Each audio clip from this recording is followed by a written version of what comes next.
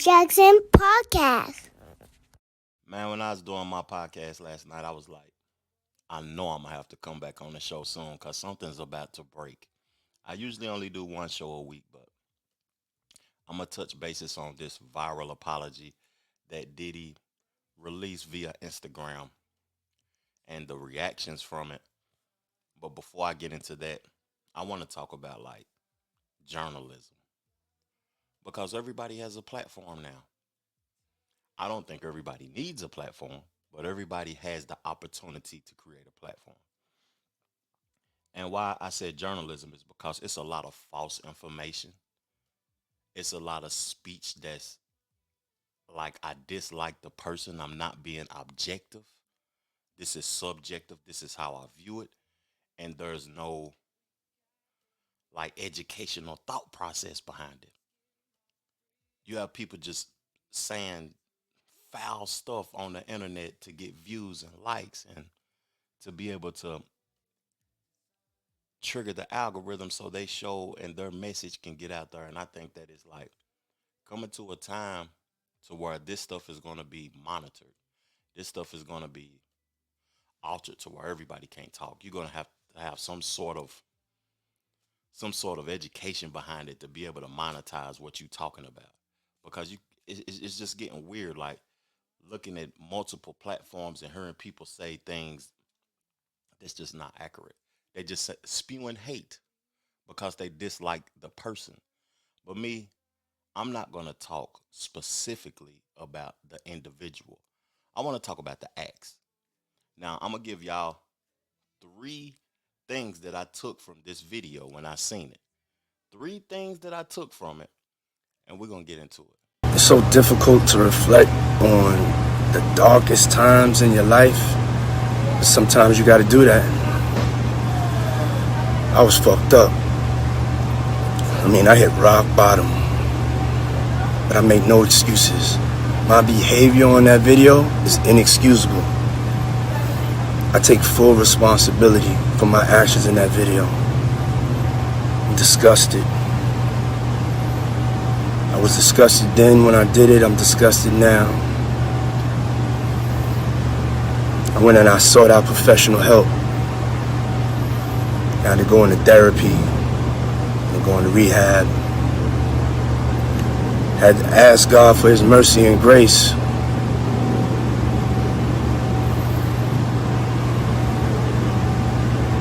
I'm so sorry. But I'm committed to be a better man each and every day. I'm not asking for forgiveness. You know, when I look at that video, boy, whatever I say, I feel like I'm going to get killed for it. When I look at that video, I see a hurt individual. I didn't see an apology to Cassie. I seen an apology to, I don't know who it was to. To be honest with you, I don't know who he was apologizing to. But I want to talk about the act of that visual that we saw Friday at noon, released by CNN. That was disgusting, dog. That was disgusting. But I'm gonna tell y'all something. This is one, the thing that I took from that video. Because I see this from a lot of individuals. I've seen this before. How power and money can make a person think that they're better than another person and make them think they're above the law. Make them feel like they can treat somebody any old type of way because they're providing for them. They buying them things. They paying the bills. I've seen this on a lower level in the neighborhoods, in the poverty neighborhoods, in the projects, in the hoods. I seen dudes like I'm paying all the bills, take your beating up his woman cause he's frustrated, or hitting his woman cause he's frustrated. I seen the big homie treat the little homie wrong because he fronting him something, fronting him some work, and you the little homie, you gotta do whatever I tell you to do. I've seen dudes on TV, let me take my reality out of this. I've seen shows and well, fuck it. I seen in the real life where dudes will tell somebody, go knock dude off for me or go shoot at him or beat him up or something because they the person providing for them. I'll give you $1,000, $10,000 to go harm somebody. It's that money is a drug, man. And if you never had none before, you may not know how you will act with it. Real talk. It don't change anything but you or it changes the people around you. That's one. That's what I took from that. That money and that power will make a person act a fool. Two,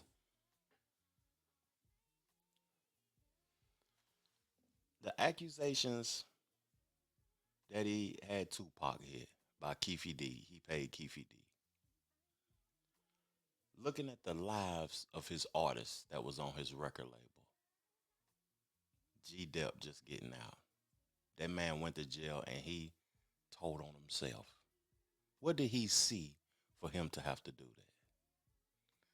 Black Rob, Loon, Mace becoming a pastor, Little Kim with all the surgery, even up to the French Montanas.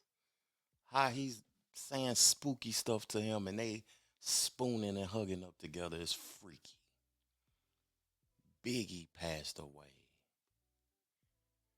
It's just, to me, people see him dancing, see him with the shiny suits on, and think that he's soft or he's weak or he's feminine traits. He does have feminine traits though, but think he's soft or he's weak. For that many people to allow him to do that to them without any repercussions, Diddy gotta be a gangster, a super gangster, or he's a demon. One or the other. One or the other. Now the third thing I took from that is that I looked in the comment section. I'm gonna play the reactions after I say this. I'm gonna play all the reactions from the video, and I'm gonna read some of the tweets of people reacting. But I looked in the comment section, right?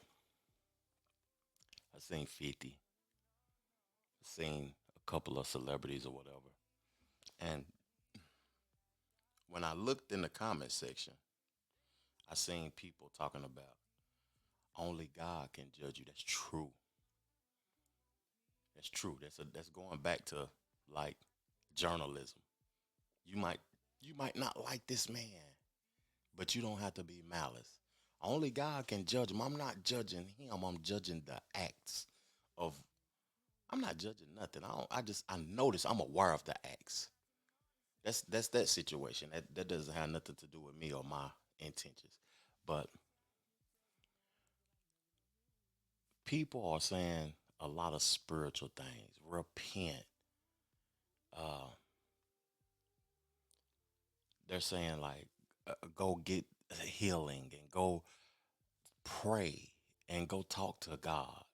You don't have to talk to people on the internet. There's so many comments in there that's using like religion and spiritual stuff, and I'm not one to judge a man because I know at the end of the day, at the end of my life, I'm gonna be judged. So I'm not gonna judge him, but the actions is crazy. Now, what I say to that, and what I want to ask y'all, is religion an enabler? Does it enable people? Does it allow people to get away with stuff because we're so forgiving? Like as long as you pray and I talk to God, I did this and that, man.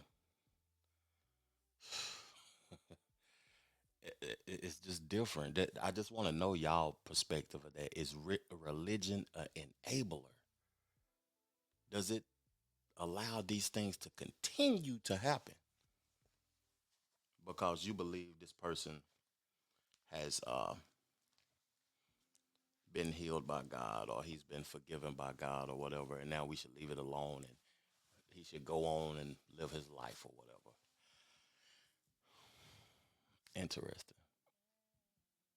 Now I'm gonna get into Dr. Omar. He released some words, and it was kind of like some.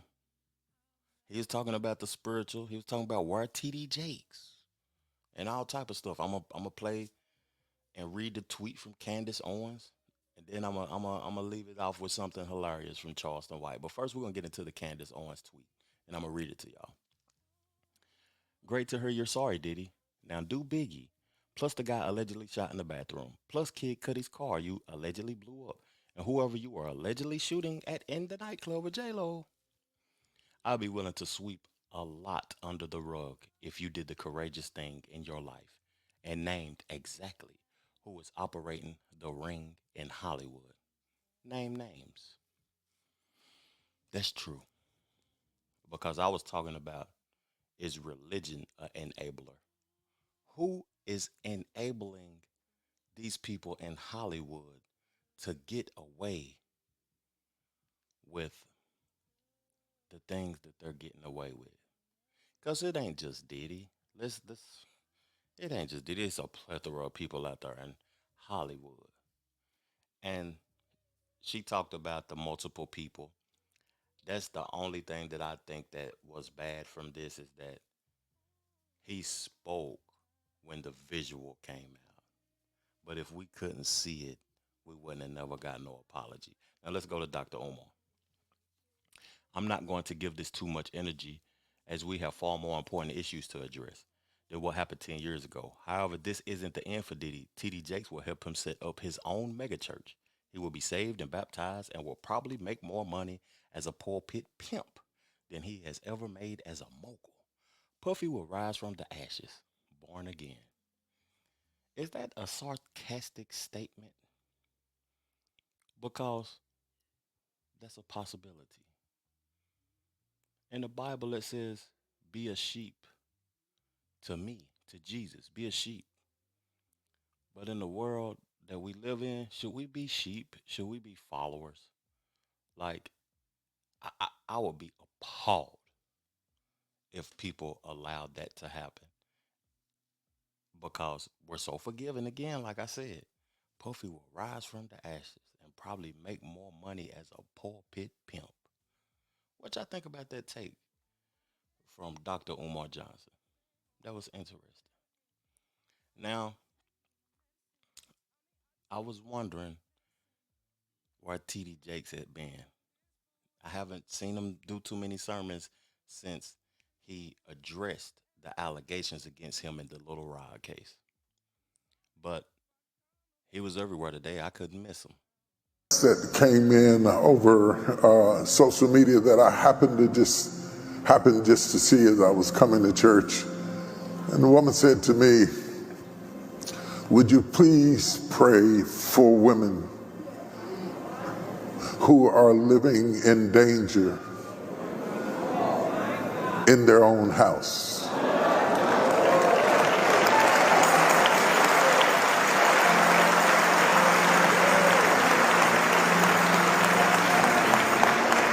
And there was something about the way she said it, and I know she's watching right now. There was something about the way she said it. It was a cry for help. And I realized something when I read what she said. As a father and as a husband and as a son and a mama's boy at that, when I saw the images that have been floating all over the news all week, it became difficult to watch. The atrocious, degrading, demeaning, debauchery. I know who it was, but I saw my daughters.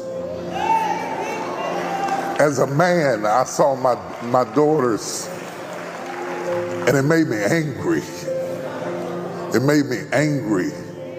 And I thought, if it affected me like that as a man, how much more is that image a trigger for women who have been through that who are currently going through that, who are in the middle of that, who feel trapped in situations where you are being physically and emotionally and verbally abused. And it is possible to feel trapped and have a key to the door and still feel trapped. I had more to play, but I'm going to stop it because something fresh hit my mind that I want to address. And I want to play something lighthearted to leave out of here. I don't want to make this too long. Women in this generation, in this culture, from what I see, nowadays they don't get in relationships for love. They get in relationships for financial reasons. If he's up, if he's this dominant type of aggressive guy that just takes what he wants from me, that's a signal. It's not a union anymore. It's a one-sided thing. Women say, I want to be a stay-at-home wife. I don't want to work. If that man is not a healed man or a patient man, and he has to provide for the whole family, and he can't lean on nobody, he has nobody to lean on, you should expect him to spaz out eventually. Not saying that it's right. Not saying that it's right to not physically spaz out neither. It may be verbally. It may be a cry for help. But relationships should be 100, 50, 50. You know what I'm saying? I don't like the even, the up and down. You ain't contributing nothing to this. I think that plays a part in the reaction of men. I think, like I said at the beginning, that money changes people. Having money and obtaining money changes people. It makes people act weird. And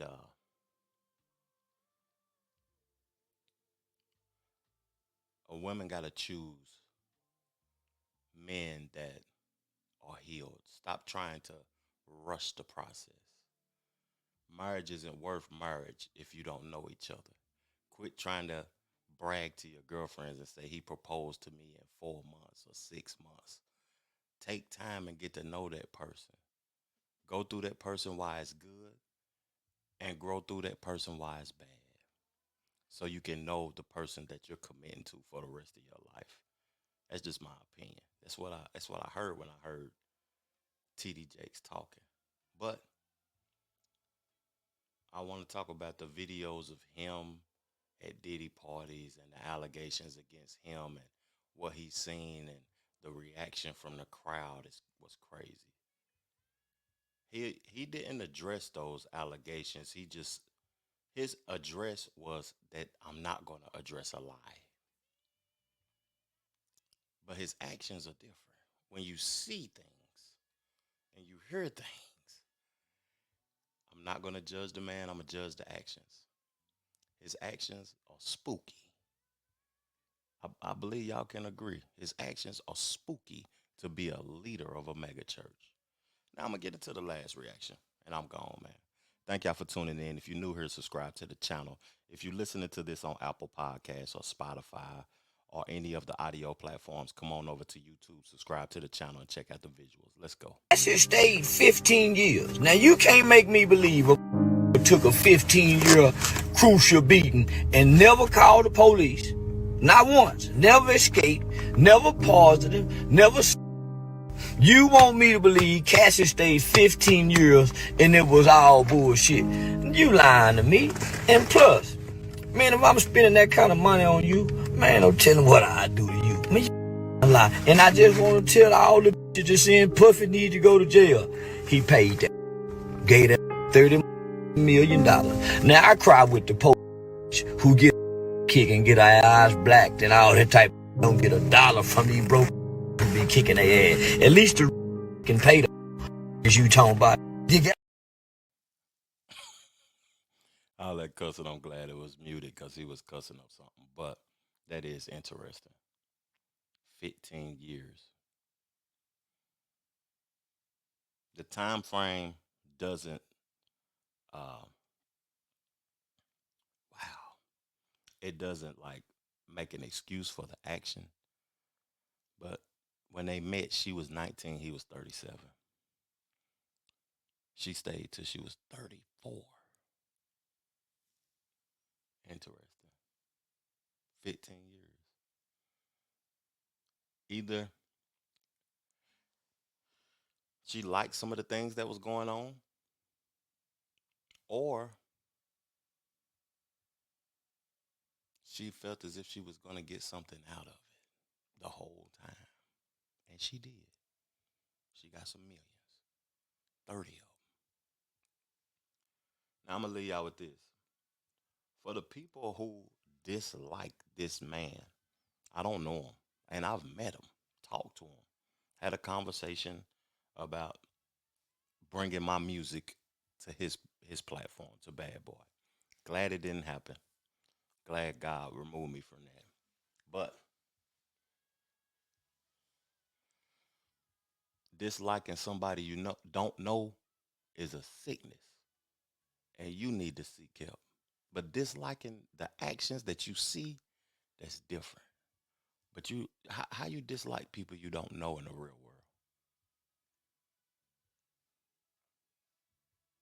I'm gone, man.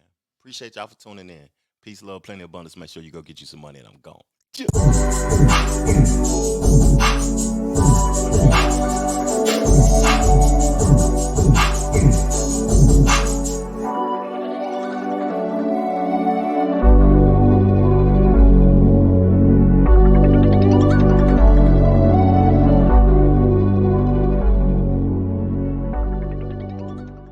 The Trevor Jackson Podcast.